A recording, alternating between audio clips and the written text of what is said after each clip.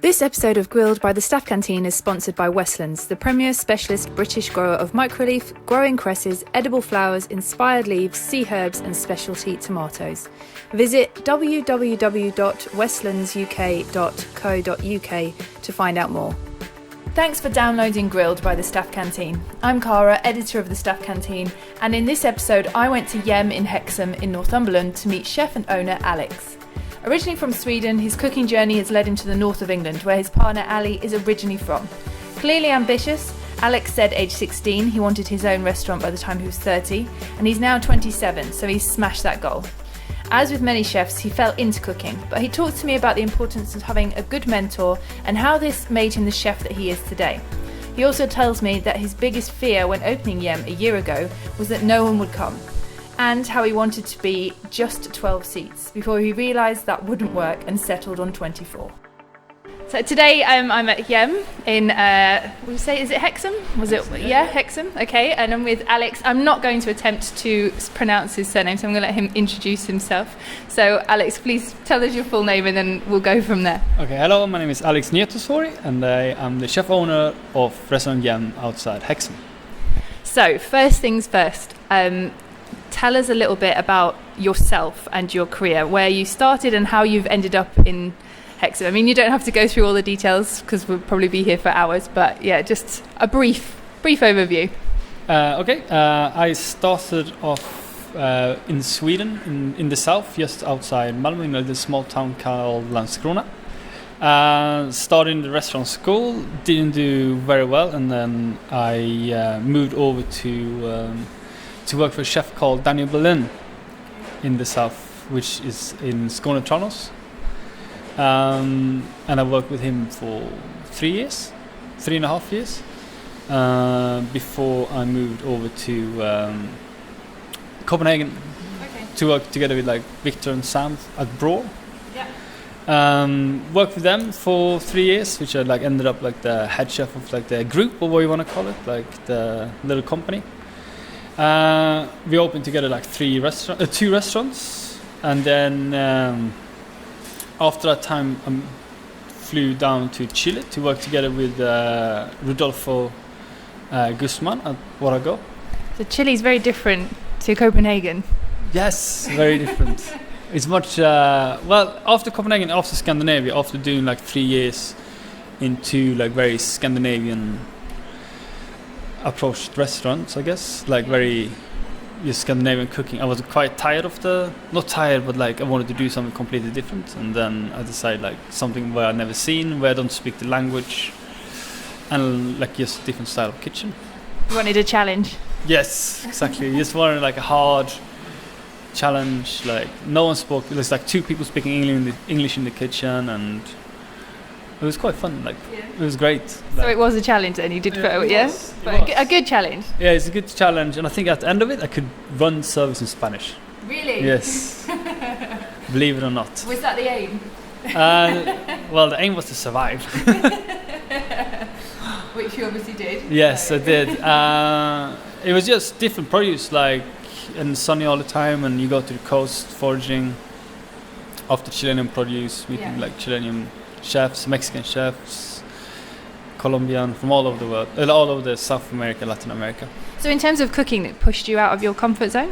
Yes, everything. Like it's like obviously this produce you still have here, but it's very, very different produce there. Like use like fruits that you never really seen before in desserts. And what sort of fruits? That we use like a lot of shit, I forgot.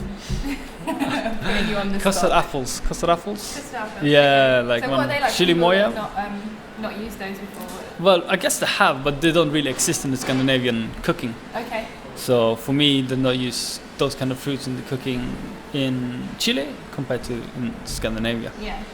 So lots of different flavors. Loads of different stuff. We used chilies. We used what else did we use?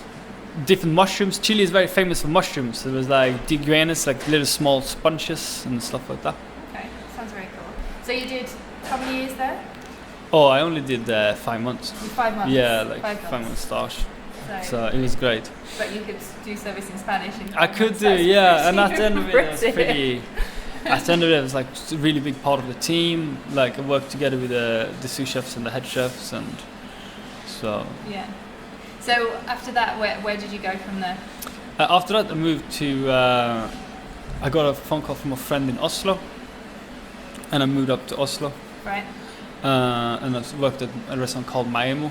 Yeah, people will have heard of that. Yes, very good restaurant. It was a great time actually. Like I worked together with some of the.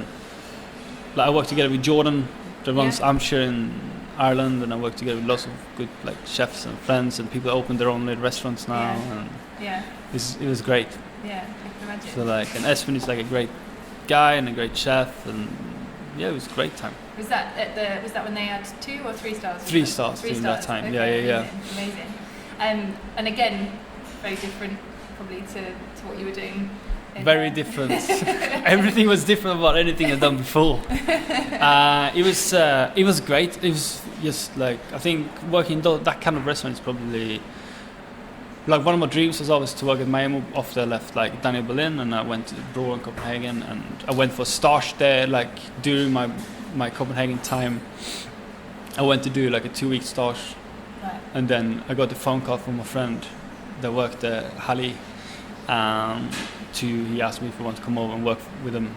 So it's a different word, but it's good. Yeah, because how is a 3-star kitchen? Is it intense? Is it more intense than any other kitchen you've worked in, or is it just more structured? How does it? It's definitely more structured, and it's a lot more organized, and the level of like quality and control is like a lot for me, a lot more to deal with. Yeah. Than what you would do with I don't know, like Bro is great. Bro is great, but it's not the same kind of lineup setup. Okay. And so how long were you at Hjem for? 10 months. 10 months. And then where did you go from there? To London. Okay. Yeah. So that's when we enticed you to the UK. Yeah. So I moved. Yeah, exactly. So Ali was living in London, which is also my business partner in the restaurant. So moved to London, and I started working at the Laughing Heart. Okay. Together with Tom for a bit. Yeah. And what drew you to the Laughing Heart? A friend. Okay. Yes. I knew I needed something to do in London, and after I left Hjem, I wanted to like open my own restaurant. I wanted to do like my own thing, and then I left to London. Laughing Heart, like one of my friends at Hjem used to work with Tom, and he said, "Oh, Tom needs a chef a little bit." So I said, "Okay, I'll go and help, like go and work there for him." Yeah. Okay. So what did you think of London then when you first arrived and worked there? Again, very, very different. So. Yeah, London is great. Yeah. I love London. It's like, I obviously prefer working in cities like Oslo and like Skåne, Toronto, cities, but like small little communities than London. But London is, I just enjoyed it. Like, I've always been. Yeah. Like, it's big communities, you get to know a lot of people. There's a lot of produce coming in from all over the place. Yeah. Like, you can get the best if you want, and you can get from all over the world, and there's always like everything is available whenever you want. Yeah, 24 hours. Yeah, so it's like and lots of restaurants to go and eat in as well. Tons of them. Yeah. Endless. It's great. I love that. Like, and but what I like about London, you can fly everywhere, and it's like it's easy to get anywhere in the world whenever you want. Yeah. So how long were you at Laughing Heart for? A year, I think. I don't really remember, but a year. And you said that the plan was always that you wanted to open your own place. Yes. Ahead of that, just to go back a little bit, was it always your plan to travel like that and go try different experiences, or did it just kind of happen? Because you've said a few times, or a friend, or was it just kind of circumstance, or did you have a kind of a plan in place of what you wanted to do? I always had a plan. I remember when I started working for Daniel in my first year, I said to him, I would like to have a restaurant before I'm 30 years old. Yeah. And I would like to travel and work in different kitchens, and then before I'm 30, I would like to have my own restaurant. Why 30? Why was that the age? That's just what I thought. Yeah. Like, I was like, before I'm 30 years old, I need my own place. Okay. And I was 16 when I said that to him. Yeah. And So how old are you now? 27. So you achieved that ahead of time. I achieved it. And I always wanted to work like different. I didn't want to be stuck in one place for many years. I just wanted to go to different kitchens, meet different people, and build like a good connection with their industry and good connection with like different chefs. And And you said you went to culinary school before. I did, yeah. And you said you didn't do very I well. did terrible. So for you, obviously, learning on the job was better for you than being in school, right? Yes, much better for me. Like the reason I just got into the cooking because I didn't do well in school at all. Yeah. So like in Sweden you have like different points to get into like different schools. And my points were so bad, so the only one I can get into was the cooking one. Okay. So you fell into being a chef then? Well, I had no wasn't choice. It wasn't always No, bad. I was like, okay, what I'm gonna do? Yeah. And so is foods not in the family or anything like that? Or? Well, it's a little bit mom and dad like is enjoying food and they travel a lot, but I didn't like.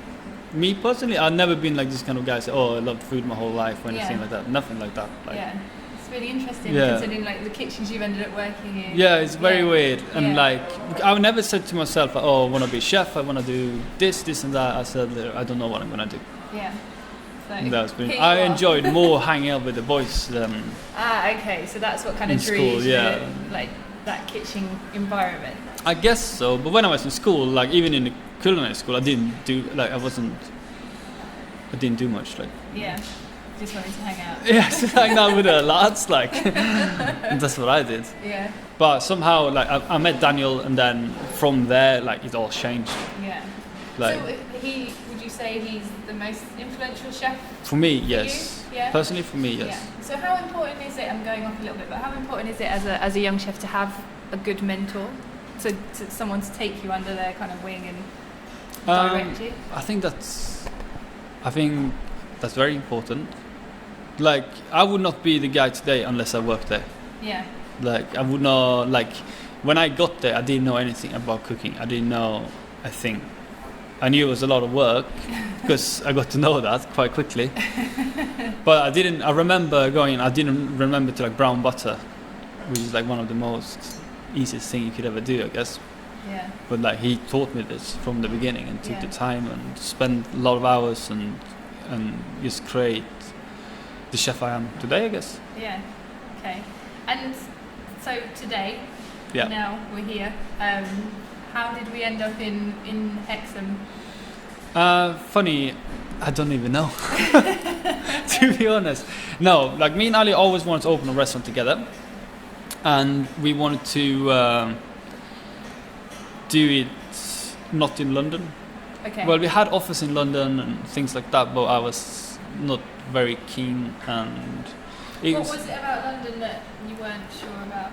Because for me, it's like a lot of new restaurants open all the time, and it's hard to put your mark on it, and there's so much things going on, and all this stuff, and there's so much competition and all this stuff. And I thought maybe like open a restaurant out where there's no one else around you, and you could do your own little thing without needing to concentrate on other people all the time.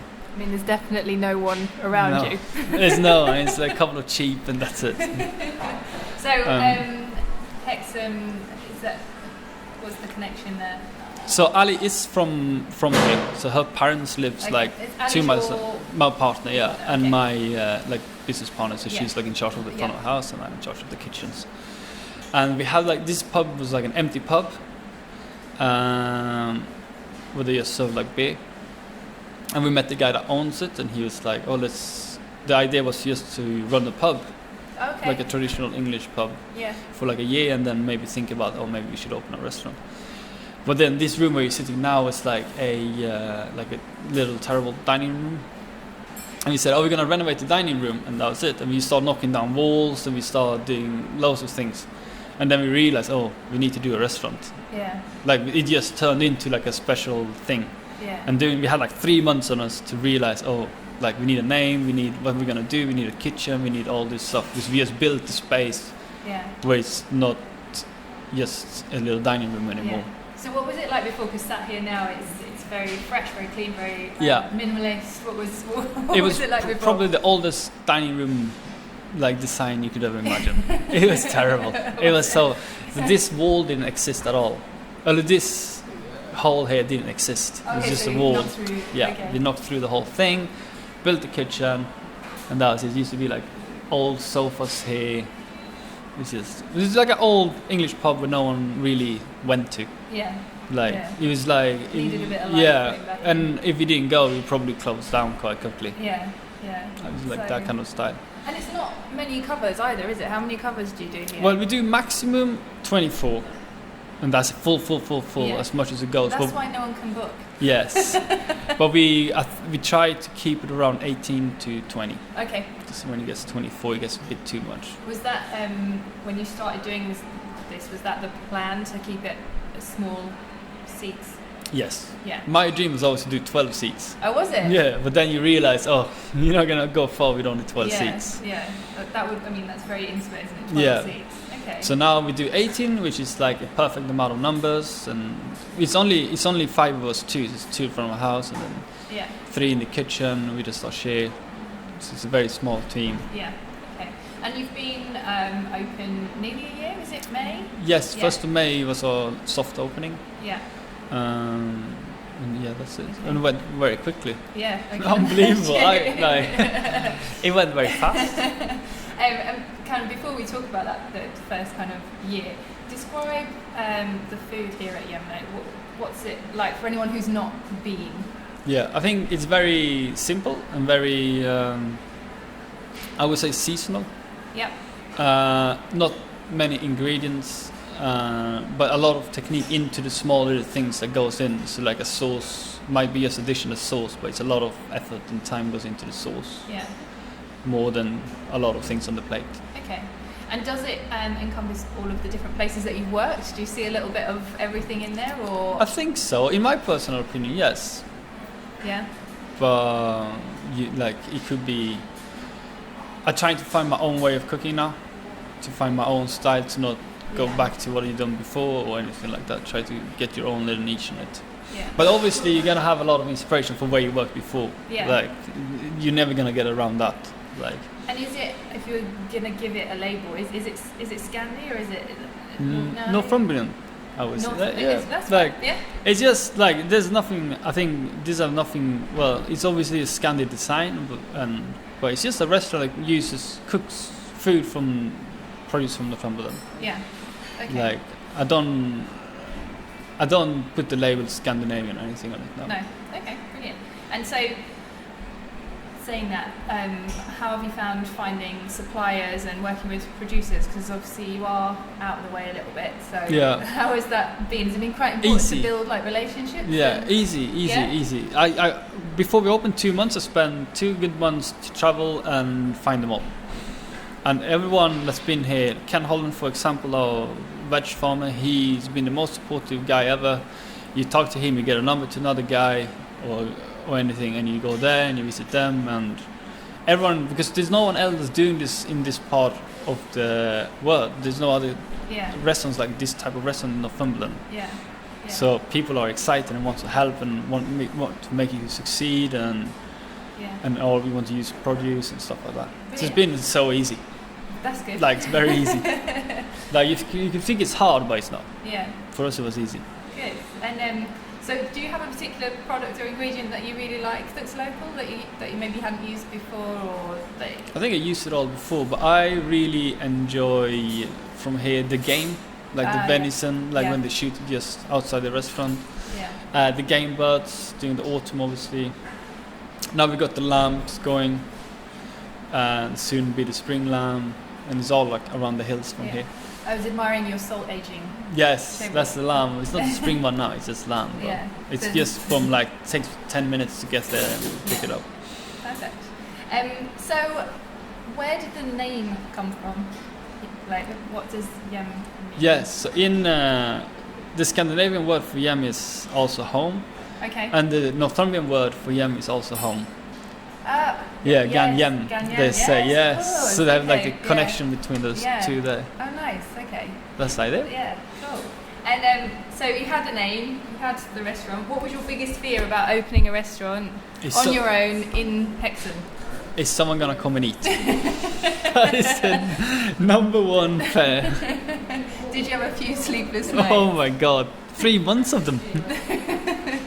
Because when you're in the process of building it, you just think about building, and you don't really think what's gonna happen at the end. Yeah. And then you stand there. Oh, I'm opening the doors. Is someone really gonna come? Yeah. And then you have a couple of nightmares, and here you go. That's for me the hardest part to deal with. Yeah. In the beginning. It's quite frightening though. Oh, it's terrible. Yeah. It is the worst feeling you could ever have. Like, you put a lot of effort and you work so hard and you do the whole thing, and then if no one comes.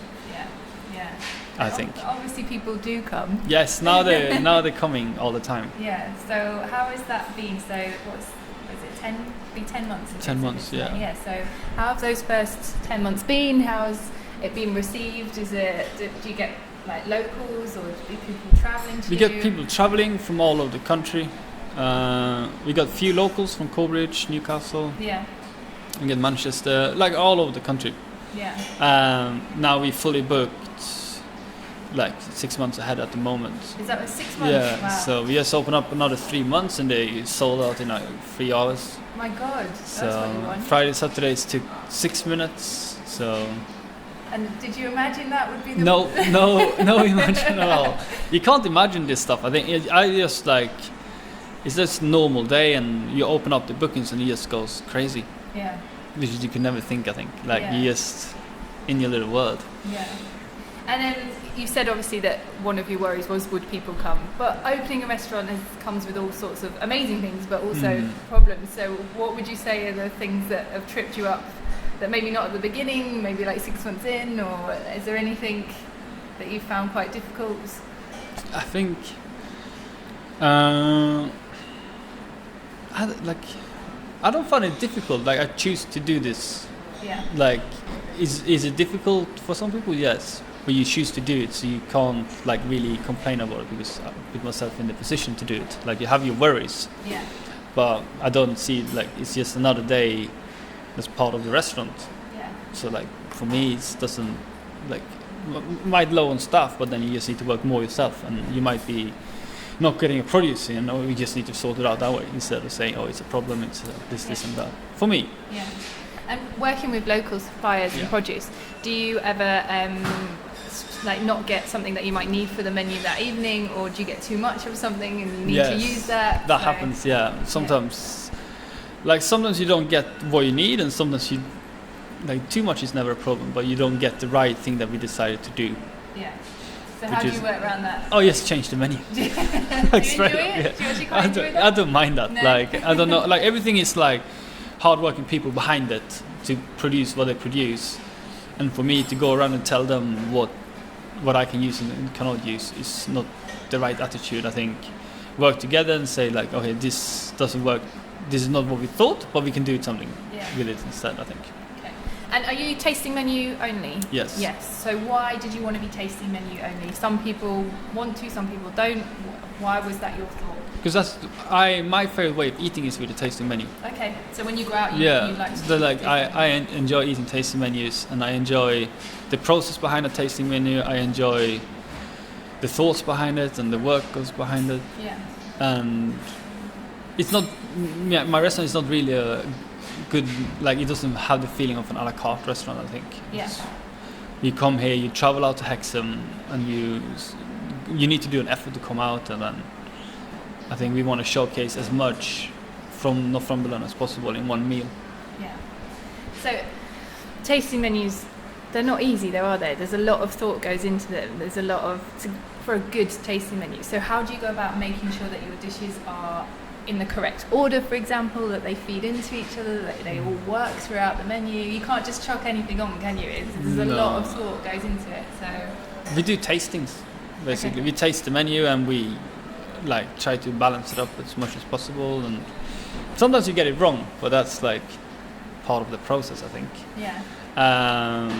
We're in a good space now, and the menu works fine, and I think more in the beginning I was about change all the time and try to do new things all the time, instead of keeping more consistent and find a balance. And in the beginning you get excited and you just want to do things all the time.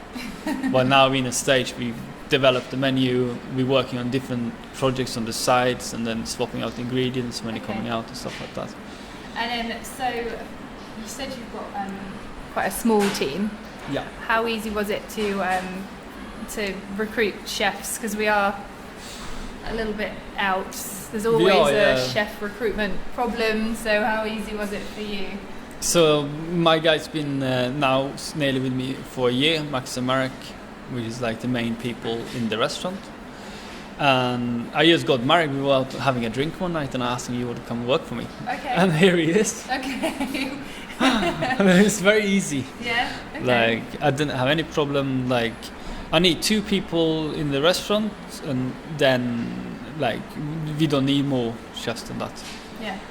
Okay. I know you're going to show me a few dishes, but what sort of techniques do you use that maybe are a little bit different? I know you just showed me a really interesting piece of equipment, so maybe talk me through that. And is there anything else different that you do here that you think maybe nobody else does? I'm sure someone else does it. Like, I don't really know. Like So what's that? Yeah, we made this little thing made of stainless steel to make different tarts flavored with different like infusions, like cheese we're using at the moment. You can use different kind of grains and stuff like that, and you dip it in butters and then deep fry it, and it turns into different kind of tart cases. Do you have a name for that? Not really. No. It's like, I guess it's like a custard machine, but we're trying to get different sizes of them and stuff like that. And you said it was a member of your team's dad that made that? Yeah, so Ali's dad made it for us. Yeah, it's great. Okay. That's cool. Yeah. That's very cool. And is there any other kind of techniques that you think are a little bit different, or I'm putting you on the spot? Sorry. Anything kind of unique to you guys? That we use like different like technique. Like we use a lot of like smoke. I think like smoking a lot of things. Okay. We do deep fry a lot, but everyone does that. Yeah. We bake on like slowly low heats like all the time. Like I don't know. And we use the dehydrator a lot for everything. Like we got 2 of them, and that's the only thing that's on 24 hours in this restaurant. Okay. So if that broke, no chance. Yeah, we cook in the dehydrator too. Like if we want to low temp something really low and get it out, we use the dehydrator inside. Okay. To use it. Quite boring that. So 10 months, you're busy all the time. What's next? Are we focusing on accolades, or if they come, it's just nice? Did you open the restaurant with any particular accolades in mind, or anything that you measure your success? Because clearly you do measure success, because you said you wanted to open a restaurant by the time you were 30. Yes. So how are you going to measure the success of your first restaurant? Well, I think every chef would like a Michelin star. I guess that's what you would like. Maybe like for me, in the beginning of opening restaurants, it's just about let's try to make it work. Yeah. And now it works. Okay. And I think if you get any accolades, and if we get anything more than we have now, it's just like a bonus. Yeah. Like if we get a star or not get a star, like if you get a star, wow, thank you very much, and good job to everyone, and maybe go out and have a good old drink at the end of the night or something like that. But the booking list will be 12 months. Yeah. But you get a star. Exactly. But it's not my main focus. No, it's like I like me and Ali spoke a lot about. Obviously, I'm a chef and I think a lot about this stuff. But we never built a restaurant for this kind of stuff. Yeah. We built a restaurant for the people to come here to eat and have a good time, and then go home and remember the meal a couple of weeks later or 2 days later, or and then. But we never built like, let's do this to get a Michelin star, or let's do this to come into the, I don't know, Good Food Guide top 50 or whatever. Yeah. We would never do anything like that. We just keep doing what we do and try to progress every time. Like we started off the restaurant with like 3 different plates, and that was it. Okay. And during the year we managed to build up. I started off the restaurant with IKEA vases on the tables, like starting up the restaurant like with no really much stuff. And during the year we just progress with this. Like you could start off a restaurant and you just put everything in there and try to go for the Michelin star straight up. But not interested that much. No. And in terms of thinking about how you've kind of progressed and how things have changed, was there dishes on the menu that are not on the menu now that you would never ever do again, or is it? Do you think it's still the same? Has it changed a lot? From the beginning, Yeah. yes, it's completely different. Like I looked at the menus from the first week the other day, and it's like now, like we roughly do like twice the amount of courses, Yeah. and like more technique and more thought behind the menu compared to the beginning, I think. Yeah. And in the beginning, you just do dishes all the time. You just do them, like just do dishes, and you never know really how it's going to turn out because you've got so much other things to think about. Yeah. So is there a dish that you can think of that is not on the menu now at all, that you don't know why you put that on the menu in the first place, or is it just maybe the style or how you've changed? Dishes we don't like. Well, most of the dishes I like that goes on the menu because I create them. But it could be like things that doesn't really work, but it's on the menu for one night. Yeah. You know, like we say, I get an idea and I say like, oh, let's do this and that, and you put it on, and when you stand there on the night, you feel the feeling. It doesn't feel right. Yeah. So you take it off the day after. Yeah. Okay. But normally, no one really noticing that. No. Except me. Yourself. Yeah. Are you your own worst critic? I am, and Ali. She. Oh, Is she very she's the honest? worst. Oh, no chance there. No, she would tell straight up if the dishes work at all, and then Yeah. like. But sometimes you need that though. Oh, you need that definitely. If you don't have that, you just spin away in your own little world. Yeah. Yeah. Like, it's important to have that person. you need to. There. Someone to tell you, okay, you can't do this. Yeah. Does it cause arguments? No, never. No. No. No, it's good, and obviously working together, you obviously have a goal in mind and stuff, don't you? So, which is really nice. Yeah. And having an independent restaurant, how difficult is that? Like financially, is it quite worrying? Do you have to have a lot of things in place to make sure it's successful? Well, the restaurant we partner up with like a business owner together that helps us out with the financial side of the business. Yeah. And then we obviously like you think a lot about it. Yeah. Like because everything that you spend money wise in the restaurant is still gonna be taken off the restaurant, and the worry was bigger in the beginning when you don't have any guests compared to now when you know you have a certain amount of guests every night, and you know if you look at the bookings it's fully booked until July. Yeah. Like you could keep investing and keep going. Like I think what we do instead of like just putting all the money on our saving accounts, we just keep investing into the restaurant, putting in new stuff, do the better for the staff, buy new equipment and all this stuff. I don't have the biggest worry anymore of that.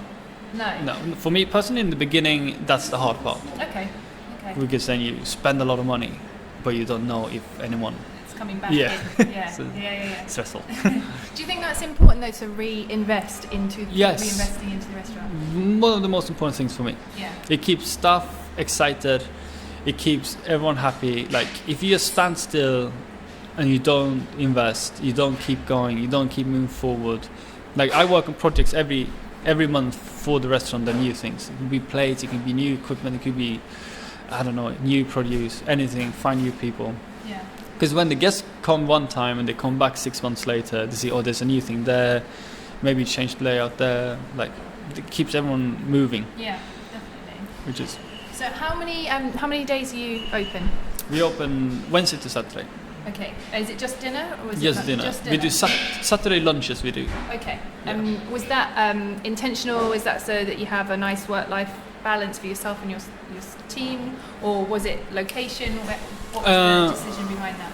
It's nice life-work balance, but then we run a pub at the same time on the side, so the half it's a pub and half is the restaurant. It's easy to forget that because we sat here. Yeah. You keep forgetting that obviously the pub is Exactly. attached. But the pub is probably somewhere a bit more headache than the actual restaurant. Really?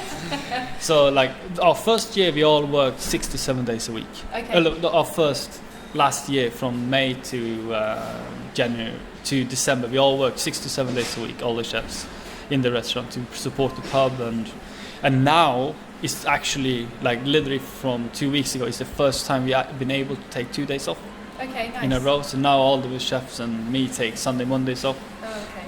Which That's is nice. which is fantastic. Yeah. Like you can feel a big difference compared to last year when we all need to work Sundays, we all need to work Mondays, Yeah. and then we were prepping again on a Tuesday Yeah. for the restaurant.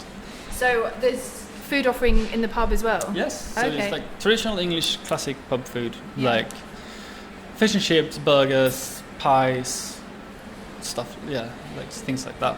Nothing complicated at all. Super simple, because obviously our main focus is the whole building, but the main focus that I focus on is in the restaurant. Yeah.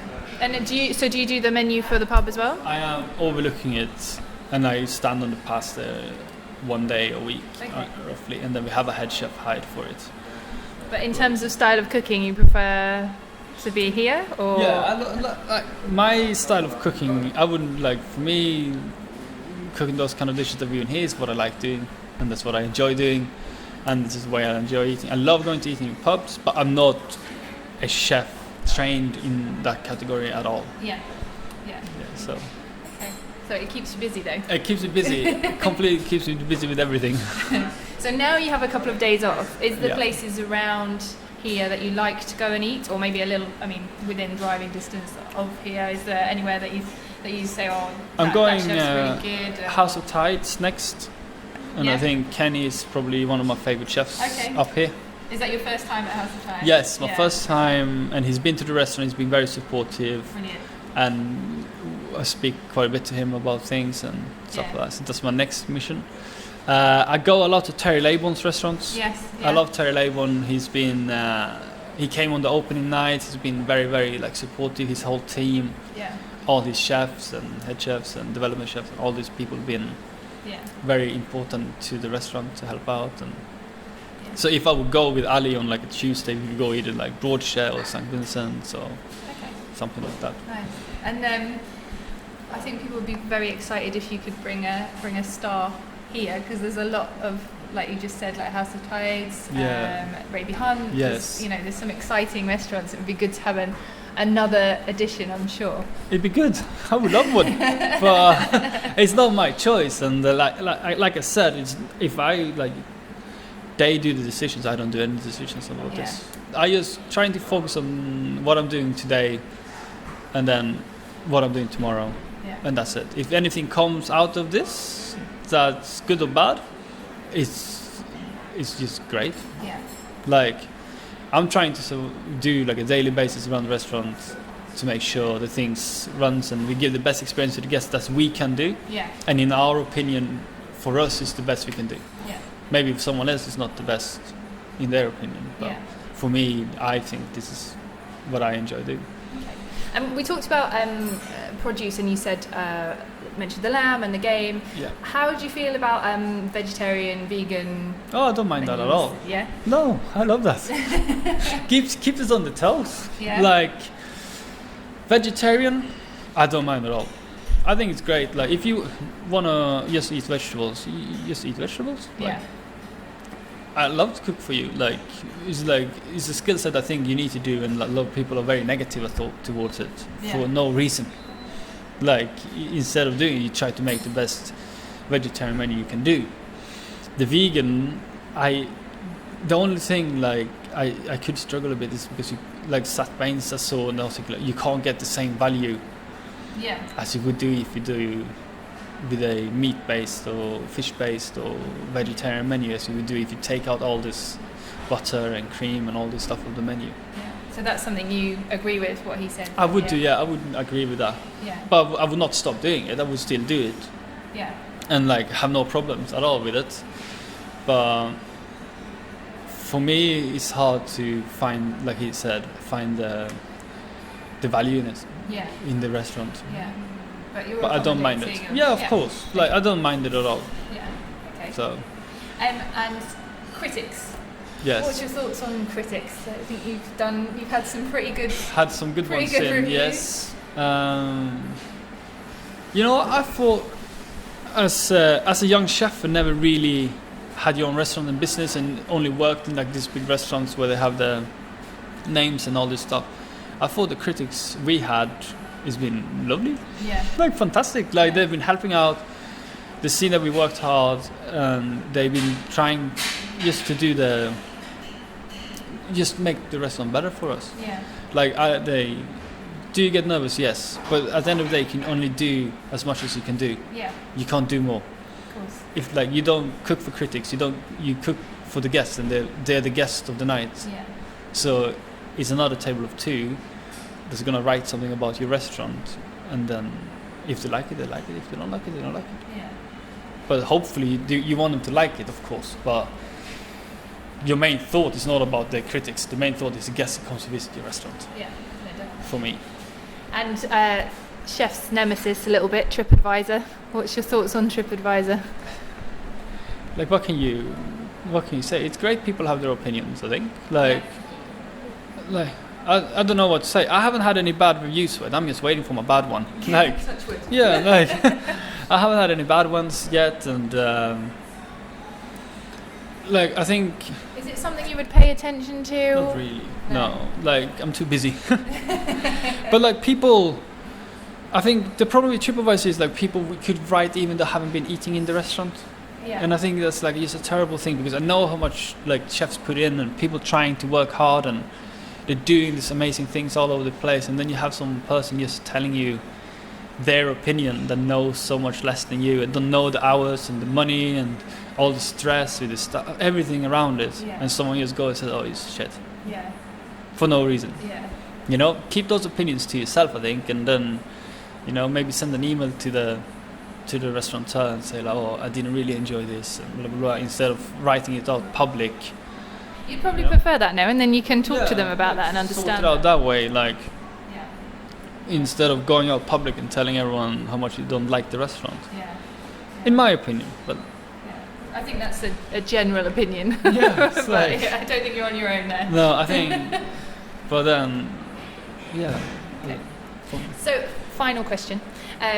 Where do you see yourself and the restaurant in 5 years' time? What would you like to see happen? Do you think you would just like to have the one and just make this as successful as Yes. it can be? Yeah. I think one restaurant is enough. Yeah. I would like to open like, at the moment one restaurant is enough, but I know in the future open up something a little bit smaller, like something that's completely different cooking with small plates in Newcastle or outside Newcastle Okay. or something like that.